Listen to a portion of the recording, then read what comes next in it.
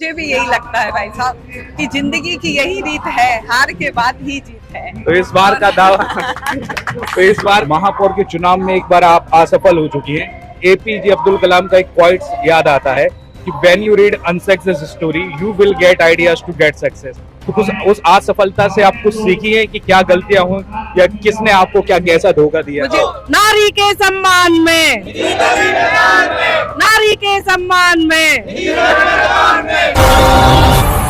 विधानसभा का महासंग्राम। राजनीति समाज को एक आयाम प्रदान करती है। अच्छी राजनीति अच्छे समाज की रचना करती है और बुरी राजनीति बुरे समाज की रचना करती है। नमस्कार, मैं हूं आपके साथ में भूपेंद्र सिंह और आप रिपब्लिक सागर मीडिया के साथ में हैं। मध्य प्रदेश में इस वक्त 2023 का विधानसभा चुनाव चल रहा है। आज हम हैं मध्य प्रदेश के सागर जिले में। यहाँ पर मध्य प्रदेश के पूर्व मुख्यमंत्री कमलनाथ जी का यहाँ पर विजिट हुआ है। अभी हमारे साथ में है सागर विधानसभा क्षेत्र से कांग्रेस प्रत्याशी निधि जैन जी। सर, मैडम, बहुत बहुत स्वागत है आपका हमारे इस चैनल में। नमस्कार भूपेंद्र भैया। अब जो पहले स्टेटमेंट से, बहुत गंभीर स्टेटमेंट से मैं चालू करूंगा। भारतीय जनता पार्टी ने ये स्टेटमेंट दिया है कि कांग्रेस विलुप्त होने की कगार पर है। क्या वाकई में विलुप्त होने की कगार पर है? भारतीय जनता पार्टी के स्टेटमेंट सब कोई मायने नहीं रखते। आप देख रहे हैं जिस तरह से 1.25 साल पहले उन्होंने महापौर के चुनाव में मुझे किस तरह से हराया था, जिस तरह का वातावरण निर्मित किया, अब जनता उस पर कोई विश्वास नहीं कर रही। हमारा विधायक कैसा हो?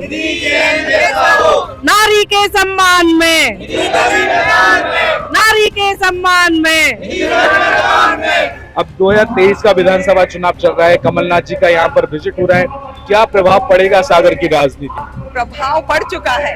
जब से हमारे माननीय पूर्व मुख्यमंत्री जी कमलनाथ जी ने वचन पत्र दिया है, इतनी अच्छी महिलाओं के लिए, बेरोजगारों के लिए, महंगाई दूर करने के लिए, शिक्षा के लिए, स्वास्थ्य के लिए, राजकीय विश्वविद्यालय बनाने के लिए, हम ओल्ड पेंशन स्कीम लाने के लिए, इतनी अच्छी योजना, मतलब महिलाओं का दर्द और पूरे परिवार का, समाज का दर्द वो समझते हैं। वो योजनाएं शुरू की है। तब से पूरा सागर मेरी तरफ आशा भरी निगाहों से देख रहा है और मुझे विधायक बन के भोपाल पहुंचाना। मध्य प्रदेश में मतदान के लिए काफी समय नहीं रह गया है। 17 नवंबर को मतदान है, कुछ ही दिन शेष रह गए हैं। आप लगातार सागर शहर में जनसंपर्क कर रही हैं। आपको कैसा रुझान दिख रहा है पब्लिक का? आप एग्जैक्टली रिव्यू बताइए।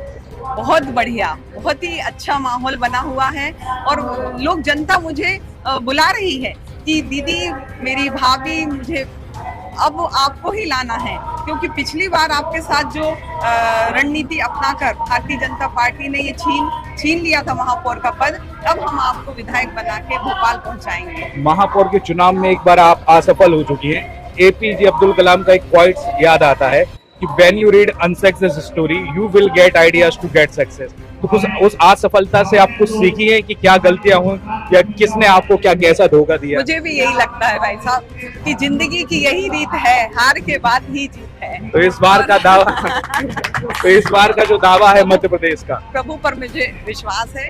मैं बहुत धार्मिक हूँ और मैं 100% निधि भाभी आ रही है, क्योंकि नारियों की बात सुनने, महिलाओं की बात सुनने के हिसाब से लेडीज से अच्छा कोई हो नहीं सकता। लेडीजों के लिए, उनकी भावनाओं को समझने के लिए, उनकी परिस्थिति की समझने के लिए निधि भाभी जिंदाबाद।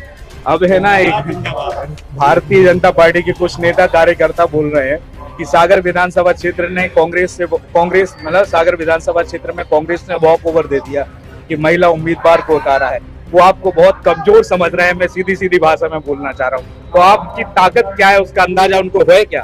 सही नारी का सम्मान तो हमारे पूर्व मुख्यमंत्री जी कमलनाथ जी ने किया है। आप देखिए, पूरे जिले में उन्होंने 4 महिलाओं को, यानी कि 50% महिलाओं को दिया है। मतलब उन्होंने नारी शक्ति को पहचाना है। और भारतीय जनता पार्टी तो सिर्फ दिखावा करती है कि महिलाओं का आरक्षण हम इतना कर रहे हैं, और इतना होने के बाद भी वो महिलाओं की तरफ ध्यान नहीं दे रही। मैं तो कह रही हूँ, महिलाओं की वो बोली लगा रही है कि भैया 1000 रुपए में लाडली लक्ष्मी लाडली बहना योजना, अब अच्छा 1000 नहीं 1250 रुपए आपको मिलेंगे।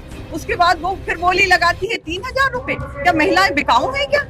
नारी का सम्मान कमलनाथ जी जानते हैं कैसे करना है, और सब महिलाएं उनके प्रति आकर्षित हैं और उन्हें मुख्यमंत्री बनाकर ही दम लेंगी। अब सबसे महत्वपूर्ण संदेश, 17 तारीख को मतदान है।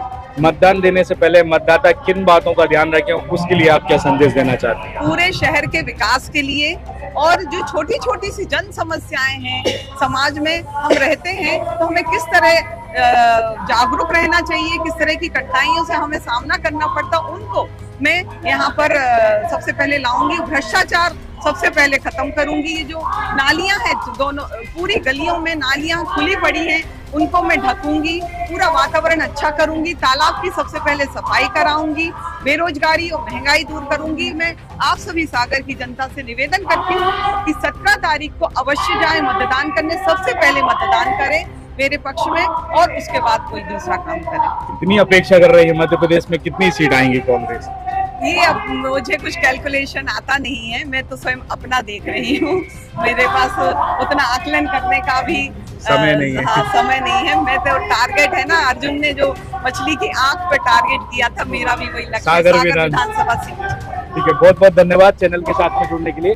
जैसा कि आपने देखा कि अभी हमारे साथ में थी सागर विधानसभा क्षेत्र से कांग्रेस प्रत्याशी निधि जैन। कांग्रेस ने इस बार महिला उम्मीदवार को उतारकर दांव खेला है। अब देखते हैं कि सागर विधानसभा क्षेत्र की जनता किसका राजतिलक करेगी, आखिर वो वर्तमान सरकार का विरोध करेगी या समर्थन करेगी, ये तो 3 दिसंबर के चुनाव के परिणाम ही बताएंगे। फिलहाल इस एपिसोड में इतना ही। मैं भूपेंद्र सिंह, रिपब्लिक सागर मीडिया की ओर से आप सभी से विदा लेता हूँ। जय हिंद, जय भारत।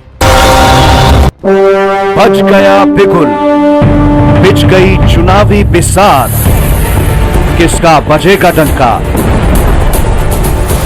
और किसकी होगी मात, सत्ता के सबसे बड़े रण क्षेत्र का हाल, विधानसभा का महासंग्राम।